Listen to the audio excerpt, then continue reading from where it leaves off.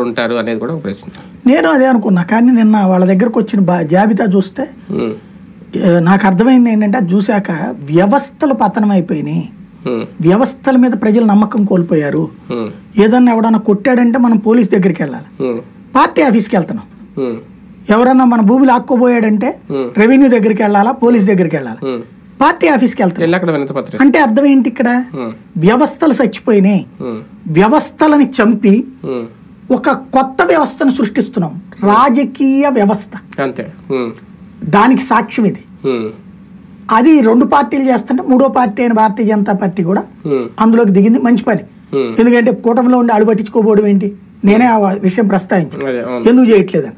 కాబట్టి అందులో నాకు నవ్వొచ్చింది ఏంటంటే, ఇప్పుడు జనసేనకు సంబంధించిన ఎమ్మెల్యేలో ఎంపీలో వాళ్ళు ఎవరైనా ఉంటే వీళ్ళు వచ్చి ఇట్లాగా ఇది జరిగిందని చెప్తే ఆ కన్సర్న్ సిఐకో ఎస్ఐకో డిఎస్పీకో ఏఎస్పీకో ఎవరికో ఫోన్ చేసి వచ్చేటప్పుడు నెంబర్ తెచ్చుకోమన్నారు, లేకపోతే వీళ్ళ దగ్గర లిస్ట్ పెట్టుకుని కూర్చుంటున్నారు.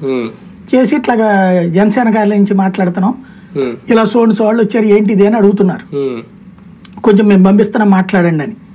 బీజేపీ కూడా అట్లా అడగడం మానేసి పురంధేశ్వరి గారు చెప్తున్నారు అదంతా ఒకటి ఆ కంప్లైంట్స్ అన్నిటిని ఒకటి క్రోడీకరించి పవన్ కళ్యాణ్ గారికి పంపిస్తారు. అదేం లెక్క అసలు. అందుకే పేరు కూడా వారదని పెట్టుకోవడానికి కారణం అదే. వారధల మధ్యలో అంతే, మధ్యలో వాళ్ళకి ఆయనకి పంపించడం ఏంది? అదే కదా. పోనీ పంపిస్తే చంద్రబాబు గారికి ఇస్తామని చెప్పు. అది